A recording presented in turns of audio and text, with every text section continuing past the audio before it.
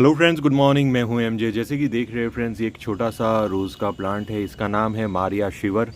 और ये जो प्लांट है बहुत ही खूबसूरत ग्रो हो रहा है। अराउंड 5 से 6 महीने के आसपास का प्लांट होगा ये। और ये जो प्लांट है, ये प्लांट मैंने लगाया है कोकोपीट में।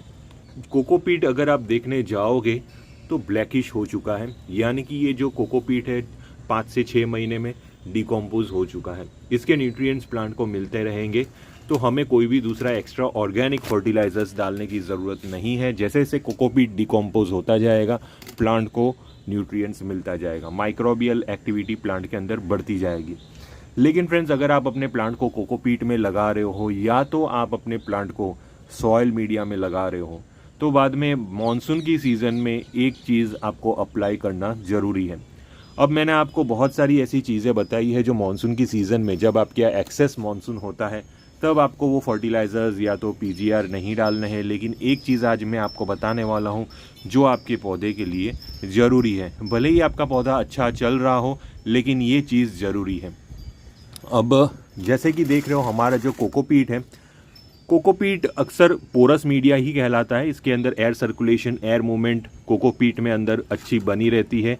इन कंपैरिजन टू सिंडर, कोकोपीट में एयर मूवमेंट थोड़ी सी कम बनी रहेगी, लेकिन सिंडर में ज़्यादा एयर मूवमेंट बनी रहेगी, जो मानसून की सीज़न में सिंडर वाले प्लांट्स को हमेशा रॉटिंग की तरफ ले नहीं जाती, प्लांट को बचाता है रूट रॉट से। और आपके प्लांट सिंडर में फुल बारिश में भी अच्छे ग्रो हो सकते हैं। लेकिन कोकोपीट में एक दिक्कत आपको शायद देखने को मिलेगी। वो दिक्कत ये होगी कि इसका मीडिया हल्का सा कॉम्पैक्ट हो जाएगा।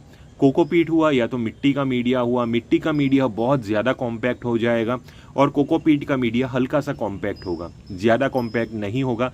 लेकिन जैसे ही फ्रेंड्स ये मीडिया कॉम्पैक्ट हल्का सा होता है, तो उसके अंदर ऑक्सीजन का फ्लो कम हो जाता है। ऑक्सीजन का फ्लो कम होने की वजह से प्लांट के रूट सिस्टम को ऑक्सीजन की डेफिशिएंसी क्रिएट होगी। ऑक्सीजन की डेफिशिएंसी क्रिएट होने की वजह से प्लांट की ग्रोथ सबसे पहले रुक जाएगी। प्लांट के ऊपर पत्ते पीले पड़ना शुरू हो जाएंगे और बाद में आपका जो प्लांट है वो धीरे धीरे डाईबैक की तरफ भी जा सकता है। तो ये पॉसिबिलिटी होती है। तो ऑक्सीजन का फ्लो बढ़ाने के लिए मैं आपको सजेस्ट करता हूँ, वो है हाइड्रोजन पेरोक्साइड।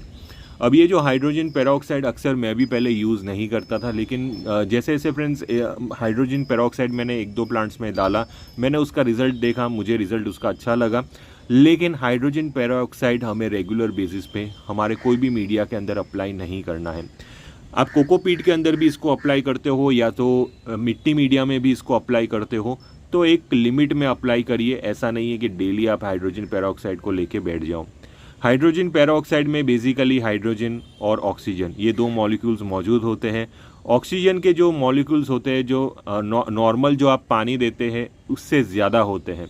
यानी कि इसका जो फार्मूला हम देखने जाएंगे तो H2O2 है इसका फार्मूला, और पानी का जो फार्मूला है वो H2O है। यानी कि ऑक्सीजन के मॉलिक्यूल्स ज़्यादा होते हैं हाइड्रोजन पेरोक्साइड में।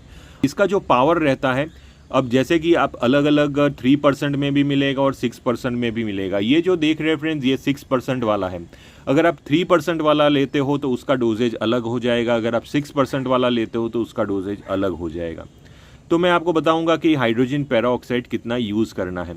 अब ये जो 6% वाला जो हाइड्रोजन पेरोक्साइड है, वो मैं 2.5 ml लूँगा 1 लीटर पानी में, और एक बार फ्रेंड्स मैं अपने ये प्लांट के रूट सिस्टम के अंदर अप्लाई कर लूँगा। मैंने ऑलरेडी अप्लाई कर लिया है, इसलिए अभी मैं आपको प्रैक्टिकल तो नहीं दिखा सकता।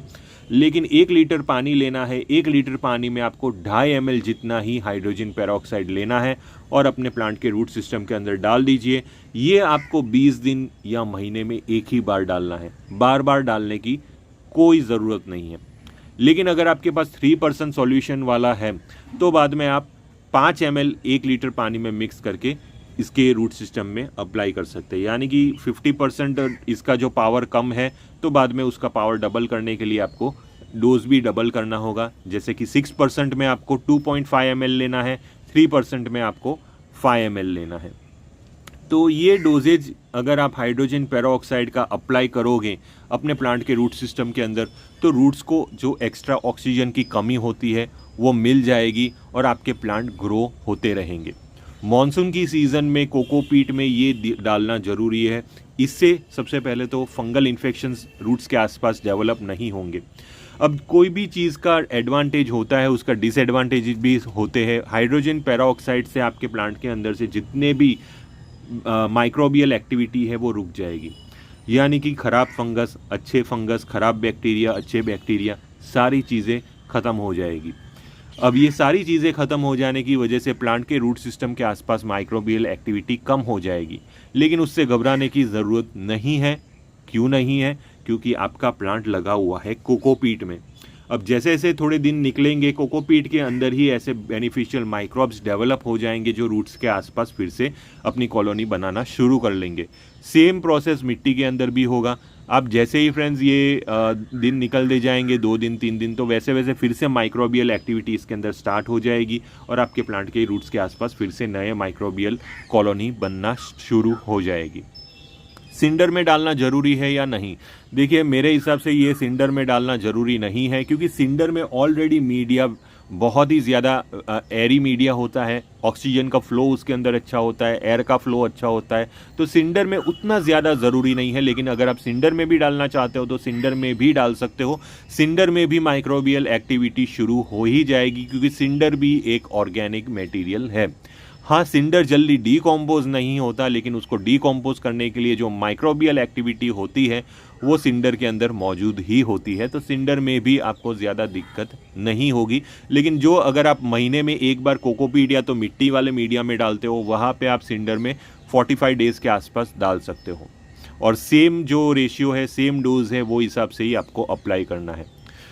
तो ये जो हाइड्रोजन पेरोक्साइड है, ये आपके कोकोपीट वाले प्लांट और मिट्टी वाले प्लांट के लिए ज़रूरी है मॉनसून की सीज़न में। इससे आपके प्लांट की हेल्थ बनी रहेगी। अगर आपने ये एक सिंपल चीज़ है, ये आप करते रहिए, आपके प्लांट डाईबैक नहीं होंगे। विल्ट वाली डिजीज़, यानी कि प्लांट के सारे लीव्स झुक जाएंगे अचानक रातों रात। अगर आप दूसरे दिन सुबह आएंगे और आप देखेंगे प्लांट के सारे लीव्स झुके हुए हैं, क्योंकि प्लांट के रूट्स के अंदर विल्ट नाम का जो बीमारी है वो लग चुका है। बाद में अगर आप ट्रीटमेंट करने जाओगे तो ईजिली प्लांट नहीं बचेगा। तो ये एक छोटी सी इन्फॉर्मेशन है जो अभी मैंने आपके साथ शेयर की। अगर आपको किसी भी टाइप का कन्फ्यूजन हुआ ये टॉपिक से रिलेटेड, तो आप प्लीज़ मुझे टेलीग्राम ग्रुप में मैसेज करिए। टिल देन के लिए थैंक यू फ्रेंड्स और हैप्पी गार्डनिंग।